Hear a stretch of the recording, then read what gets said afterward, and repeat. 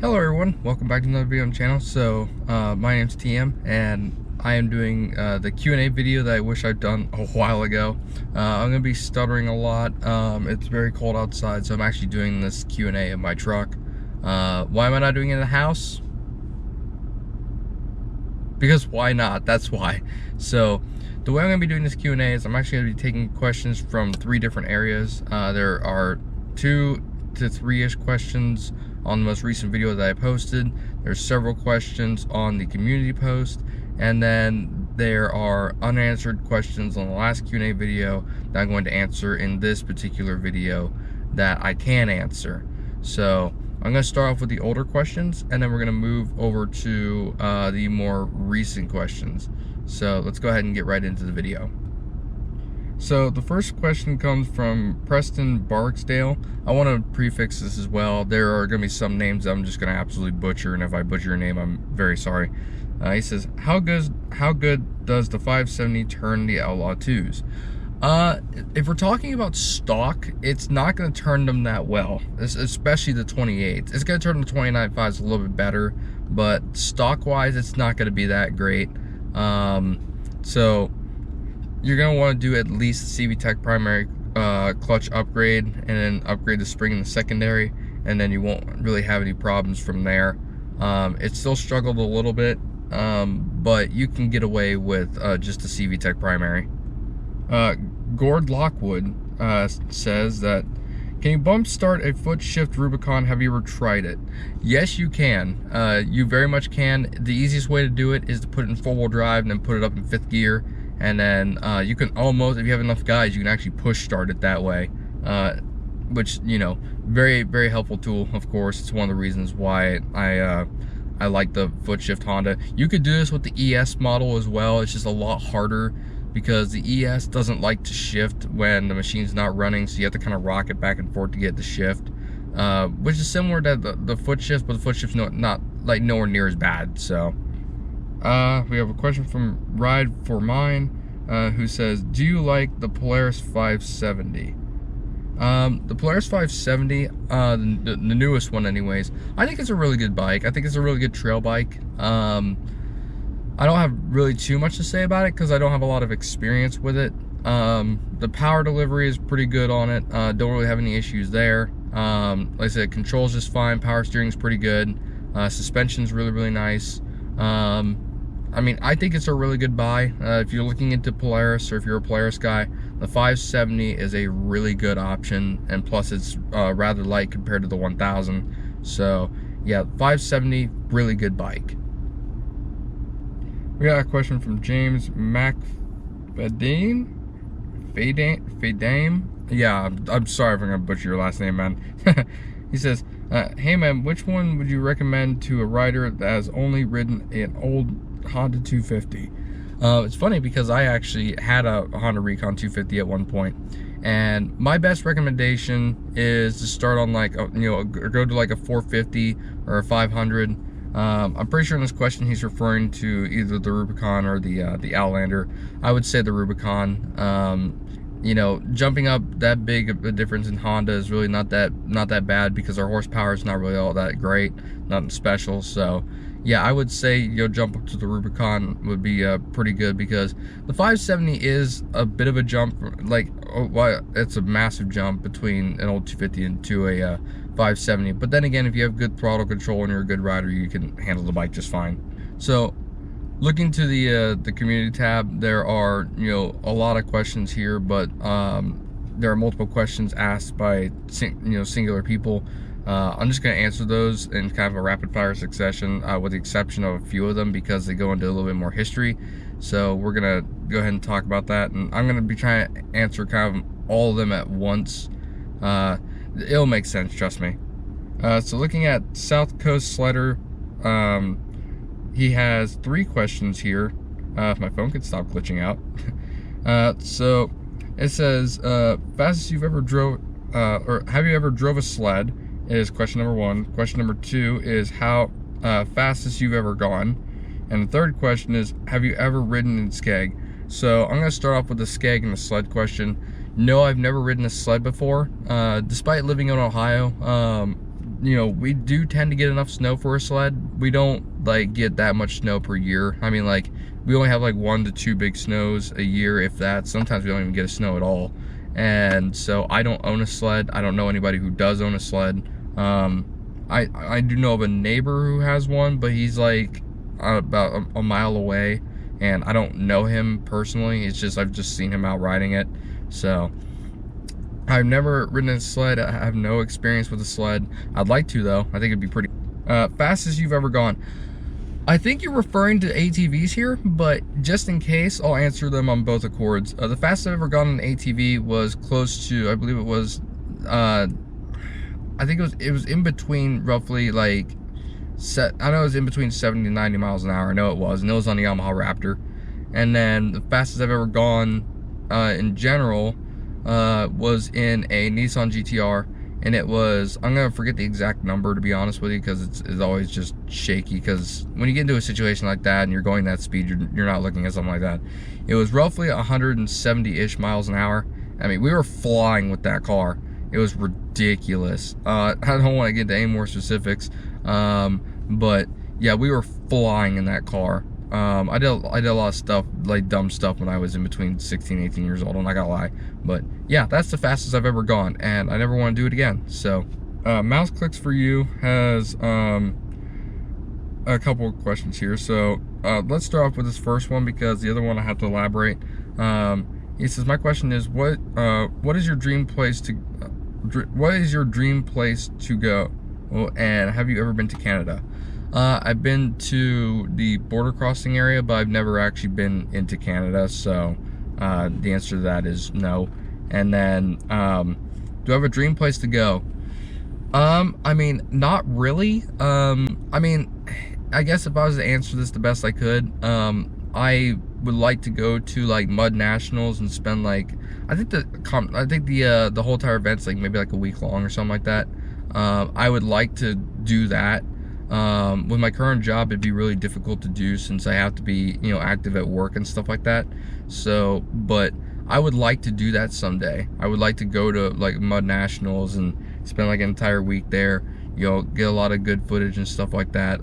Like a really big competition like that. I think that would be really, really sick. Okay, so he's got another question here, so I'm gonna have to kind of break this one down a little bit, because I have to actually reply to this one to get a little bit more clarification. He says, what did you do when you were younger? And you know, he basically breaks it down a little bit and says, you know, like, did I play a lot of games? Did I travel? Did I have a girlfriend? You know, and I think that's, let's see. Also, what did you do after graduating high school as well? And then there's another question after that we'll answer. So, what did I do when I was younger? This is a really difficult one to answer, because I'm not sure how to answer it. Basically, I was, you know, you know, how I even start this. I'm an introvert, and I was very shy when I was young, because I did nothing but get bullied all the time during school. And because of that, I didn't really socialize that much, honestly. You know, I only just stuck with the close friends that I had. And so with that, I played a lot of video games. My first like real video game or competitive video game was Call of Duty Black Ops. Was actually my first one. And then, you know, but my first game overall, I believe, was Sonic Riders for the GameCube. And I played that game to death, which was my favorite game, and it's still a game I actually play today with an emulator. And I still have my GameCube and stuff, which is pretty cool. But yeah, played a lot of video games, and I played them pretty much all the way up until now. I don't play them nearly as much anymore, because, you know, I'm an adult, alongside the fact that I work like a lot, and with doing YouTube as well. I don't really get that much time to play games. I only just do it in my free time, and that's pretty much about it. Did I have a girlfriend? No. Let's see. What did I do after graduating high school? I went out and immediately got a job. The original plan was for me to go to college, but I got offered a job like literally like right after I set up my college classes, and it was right before I was gonna pay for everything. But I got offered a job, took that job, and then I got my CDL in between those, and then now I got a full-time job at a different job, and I'm doing pretty well right now, and I'm very happy. And his other question is, where are you from and what state and city are you in? It does not too private information, and what is your age? So, not gonna say city. I will say nearby cities, which is Fairborn, Fairborn, Ohio, Dayton, Ohio, and Columbus. So I will say that. And then as for the state, Ohio, at my age, I am currently 22 as of the making of this video. And then we have 3 questions from Taylor Bonnet. Oh, plow truck. It says, I'm going to, listen, I have dyslexia, so reading for me is kind of a problem. I've already read through all these, so just keep that in mind. I'm still going to butcher them. Do you think you will ever travel to go mudding? And the answer is yes. Yeah, I do. I actually do it a lot. The furthest I've ever gone to go mudding was, I don't know if Tecumseh Trails is further away than Haspin or not. I really don't know. I think Haspin's a little bit further, but I've gone out of state several times to go mudding. But Haspin's not really necessarily a mud park. It has mud holes, but it's mostly just hills. So rather take the dirt bike there than anything else. But the answer to that is yeah, I would travel to go mudding. I just have to make plans in the future due to my job and plan things out. Why'd you get the 850 instead of the 570 XMR? Because during the time period in 2021, the 850 was just better in every single way, except for weight. And the 570 didn't have a front lock or anything like that, so it's basically the same bike from 2019. The only difference being that the gauges are different, which is not a reasonable. That's not a reasonable thing for me to trade mine in for, a 2021. Considering that the only reason I would be doing it is because of the fact I have water in the motor, which it could have kept running forever and the bike was still in good condition when I sold it, and I made sure of that. But I mean, by the end of the day, I wanted something just a little bit different, and I got a good deal on it, so that's the answer to that. What made you start YouTube? I started YouTube because I was bored. I started because I was bored, and I really wanted to do what I saw on YouTube. Like, the thing is, like, so basically I'm gonna have to explain this a little bit. So my idols on YouTube at the time period were, I watched Cubbies, which is one of my favorite channels on YouTube that I still watch to this day. Fantastic people, you should really check them out. And then Asta Cruiser, of course. He wasn't like anywhere near as big as what he is now back then, but he was still really cool to see him, crashing through mud holes and stuff like that. It's just something I've never seen before. And then Palomino 448, who is the reason why I got the Honda Recon. And you guys should go check him out as well. Links will be down in the description below. Those 3 are the reasons why I started YouTube. So I started watching their videos, really enjoyed it, and I got a GoPro a GoPro Hero 3 when I was 13, and I started using that. Wasn't really didn't really want to edit or anything like that. I just wanted to upload it to YouTube, and that's just, rest of it's history from there.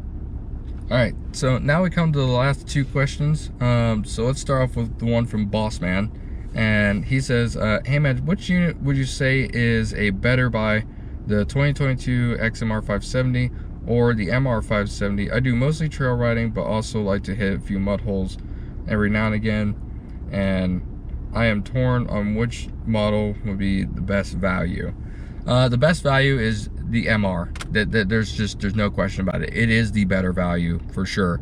But the better bike is the XMR. The XMR is the better bike because it has the detuned motor in it, and I'm pretty sure it actually is just physically stronger because of that. I truly believe that. I don't think it's by a big margin because it's detuned, but I do think that it's the stronger motor. You also get the Visco 4-lock, and you get the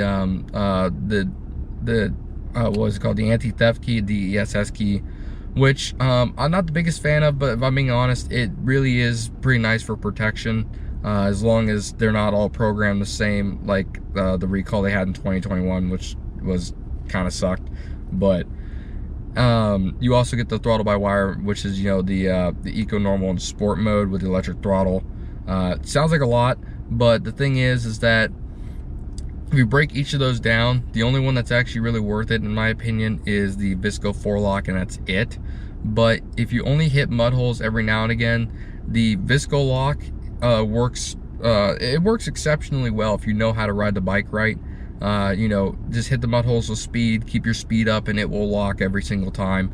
So it's really not that bad. Obviously a locker is going to beat it any day of the week, but you don't really 100% need a locker, if that's what you're referring to.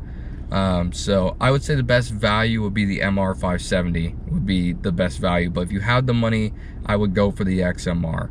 And that says Broke Farmer John. I'm sorry, man. Every time I read your name, it makes me laugh a little bit. I like that name. That's cool. It says, what was the most expensive add-on you put on your quad, and what was the add-on you would miss the most if you went back to stock? Let's see. I'm trying to see. I gotta think about this because I don't remember.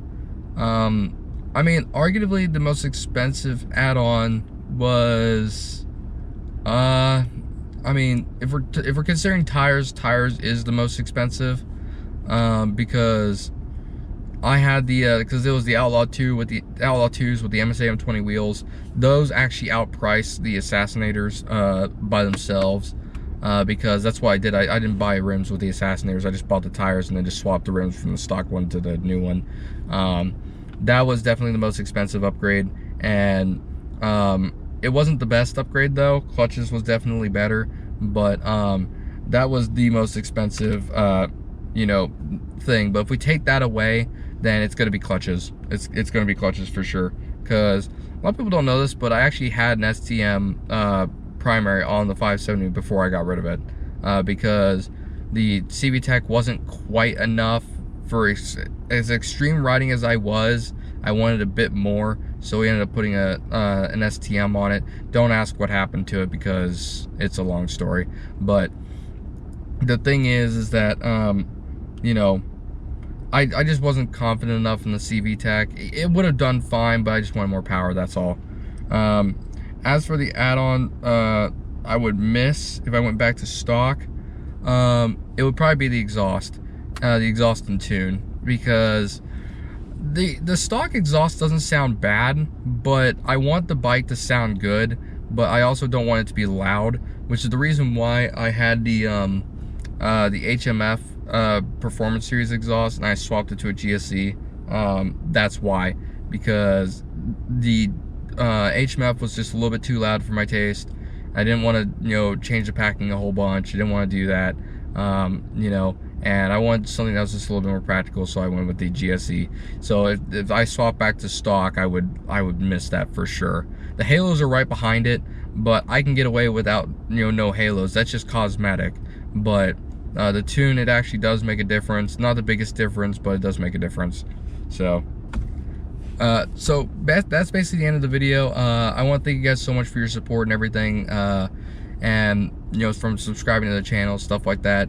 I know I should have made this video years ago and it would have been a lot better because we had more questions to answer back then, because there are some questions that were there that I couldn't actually answer, or that were just pre-answered over time, but because of my editing software and stuff like that, you know, I wasn't able to do it back then.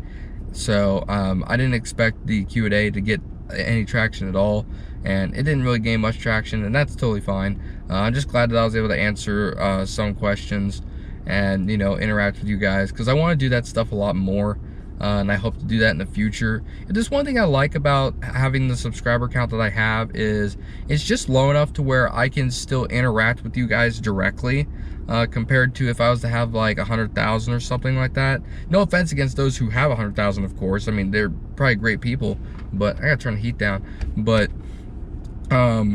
you know, I get notified about your guys' comments, not nearly as much anymore, because I do get to the point where YouTube just doesn't do that, but I can still find your guys' comments. I can still, you know, reply to them and stuff like that. And it's just cool to see your guys' comments and be able to, like I said, interact with you guys. It's cool because I know that if I were to keep doing YouTube and I would gain more traction, it may get to the point to where I won't be able to do that anymore. But right now I can still do that, and it's just super awesome. So thank you guys so much for watching. Make sure you like and subscribe, like the video, and you know, like my content, make sure you subscribe and all that other stuff. I actually set myself a goal, and I kind of want to try to get to 10K. Doesn't matter on the time period, but I think that would be pretty cool.